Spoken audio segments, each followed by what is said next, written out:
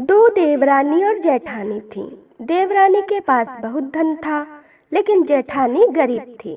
जेठानी गणेश जी की बहुत आराधना करती थी। वह अपनी देवरानी के घर आटा पीसने जाती थी।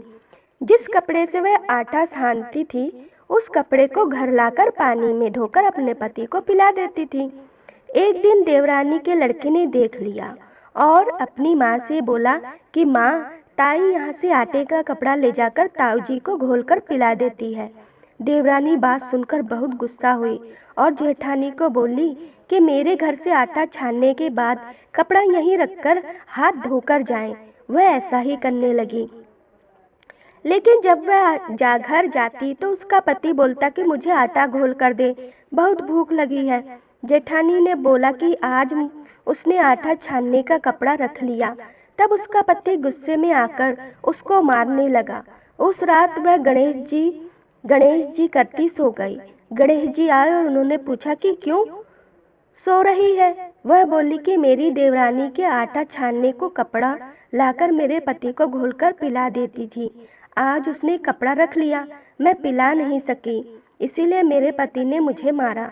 गणेश जी ने कहा कि मैं घर घर से तिलकुटा खाकर आया हूँ, इसीलिए मुझे शौच जाना है। कहाँ पर जाऊँ? उसने कहा कि महाराज, बहुत जगह पड़ी है, कहीं पर भी चले जाओ। गणेश जी शौच करके वहाँ से चले गए। थोड़ी देर बाद जब उसने उठकर देखा कि सारा घर तो हीरे से जगमगा रहा है, वह धन को इकट्ठा करने लगी तो देवरानी के घर जाने में देर हो गई। देवरानी ने लड़के को भेजा कि देखकर आओ, आज ताई क्यों नहीं आई। लड़के ने आकर देखा कि ताई के घर में तो बहुत सारा धन हो रहा है। उसने जल्दी से जाकर अपनी माँ को बताया। देवरानी दौड़ी दौड़ी आई और पूछा कि तेरे यहाँ इतना धन कहाँ से आया। तब जेठानी ने सारी बात बता दी। इतनी सुनकर देवरानी घर आई और अपने पति से बोली कि मुझे भी लकड़ी से मारो। जेठानी के पति ने उसे लकड़ी से मारा था। उसके घर बहुत धन हो गया। उसका पति बोला कि तू धन की भूखी क्यों मार खाती है, लेकिन वह नहीं मानी। उसके पति ने उसे खूब मारा। वह सारा कमरा खाली करके गणेश जी का नाम लेकर सो गई। गणेश जी आई और बोले कि मैं घर घर से तिलकुटा खाकर आया हूँ, इसीलिए मुझे शौच जाना है, कहाँ पर जाऊँ। तब वह बोली कि महाराज, मेरे तो बहुत बड़ा मकान है, कहीं पर भी चले जाओ। गणेश जी सोच करके वहां से अंतर्ध्यान हो गए। थोड़ी देर बाद वह उठकर देखी तो उसने देखा कि घर में बहुत सारा कूड़ा कचरा रखा हुआ है। यह देखकर वह बोली कि महाराज, आपने तो मेरे साथ कपट किया है।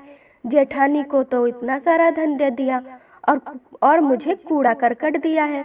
गणेश जी वहां आए और बोले कि तू धन की भूखी मार खाई और वह धर्म की भूखी।